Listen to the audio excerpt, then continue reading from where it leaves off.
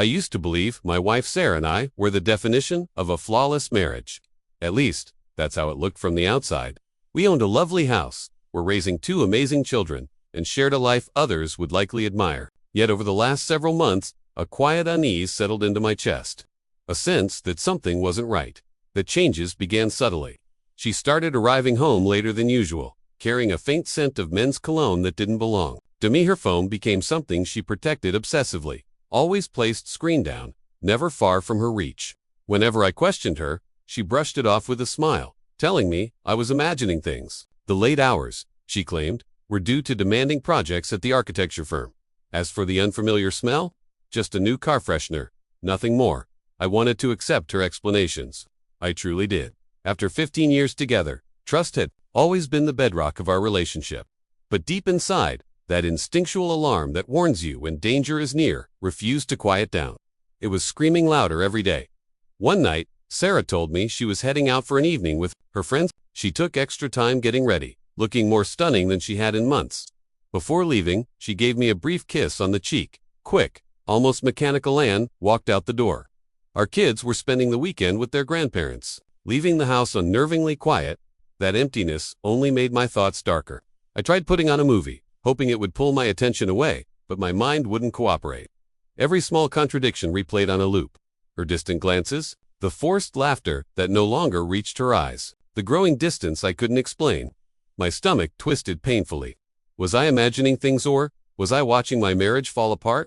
Unable to ignore the feeling, I opened the Find My Phone app, a tool we'd set up long ago for emergencies. As I entered her login details, guilt crept in, as if I were crossing an invisible boundary. Still, the urge to know the truth, whether to calm my fears or confirm them, overpowered everything else. When the map appeared, a single dot marked the location of Sarah's phone. It wasn't downtown where she said she'd be meeting her friends. Instead, it sat across town at a hotel called the Crimson Sparrow. A chill rushed through me. I tried to rationalize it. Maybe plans had changed. Maybe they were at the bar inside. I searched desperately for any explanation that didn't involve betrayal. I didn't find one. I grabbed my car keys and headed out. The drive felt endless, each traffic light testing my patience and resolve. My grip tightened on the steering wheel until my hands ached. Fear and adrenaline surged through me, pushing me forward without a clear plan. I didn't know what I would do once I arrived. I just knew I had to see it for myself. The hotel's glowing red sign bathed the parking lot in an unsettling light. Then I saw her car, tucked away in a distant corner. My chest dropped. There was no denying it now. This wasn't a misunderstanding. Inside the lobby, my legs felt heavy, as though I were walking through water. I approached the front desk and, with a trembling voice, asked whether a guest named Sarah Miller had checked in. The receptionist, a weary young woman, met my eyes with silent sympathy before confirming it. Room 307. The elevator ride up to the third floor felt unbearable. Bright, cheerful music played overhead, mocking the turmoil inside me. When the doors opened, I stepped into a long corridor lined with identical rooms. My footsteps were nearly silent against the thick carpet as I moved toward her door. I stopped outside it, pressing my ear against the surface. Muffled voices drifted through soft laughter, a sound I knew intimately, now tangled with a man's low voice. Nausea hit me hard. This was the moment where everything changed. I lifted my hand and knocked. The sounds inside stopped instantly. After a brief pause in some movement, the door opened slightly. A stranger stood there, a man in his late 40s with graying hair and confusion etched across his face. "Can I help you?"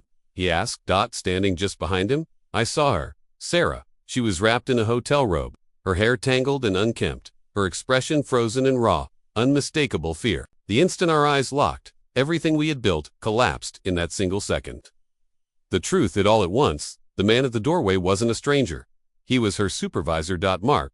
Pock. Suddenly, the late evenings, the so-called work dinners, and the endless excuses fit together in a way that made my stomach turn. "David," she breathed, barely loud enough to hear. Heskin had gone pale, as though the blood had drained from her entirely. Mark's gaze darted between us, comprehension slowly settling in. He fumbled through a weak explanation about confusion, but the room itself betrayed them. Their wrinkled sheets, two champagne flutes, resting beside the bed, their unmistakable shame.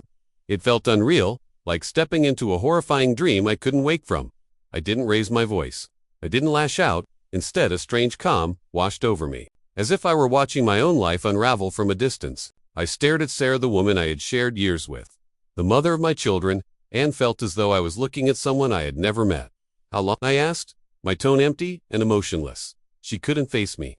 Tears slid down her cheeks as she fixed her eyes on the floor. 6 months, she muttered. 6 months. For half a year, she had been living a secret existence. Half a year of deception, hidden encounters, and stolen time. Every affectionate word, every meal together, every family moment during that time was suddenly contaminated. Stripped of its honesty, inside me, there was nothing but a vast hollow space, as if my heart had been scooped out entirely. I said nothing else. I turned away and left. I walked down the corridor, stepped into the elevator, crossed the lobby, and exited into the cold night without a backward glance. What followed felt unreal days blending into one another, filled with pain and practical decisions.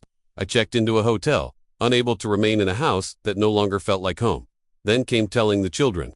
It was one of the most unbearable conversations I've ever had. Try and explain that their parents would be living apart, without assigning fault, felt impossible. The legal process began soon after, methodical, impersonal, tearing apart a life once shared. Friends chose sides. Rumors followed me everywhere, leaving me feeling isolated and exposed. Sarah called repeatedly, wanting to explain, to say she was sorry. She claimed fear had kept her silent, that hurting me had never been her intention. None of it mattered. Her voice became background noise. Whatever trust we once had been reduced to ashes in that hotel room. A year has passed since then. The divorce is finalized. I have primary time with the kids, and together we're slowly piecing together something that resembles stability again. It's been a hard lesson, but I've learned that instincts exist for a reason. Silencing that inner warning can lead to unbearable consequences.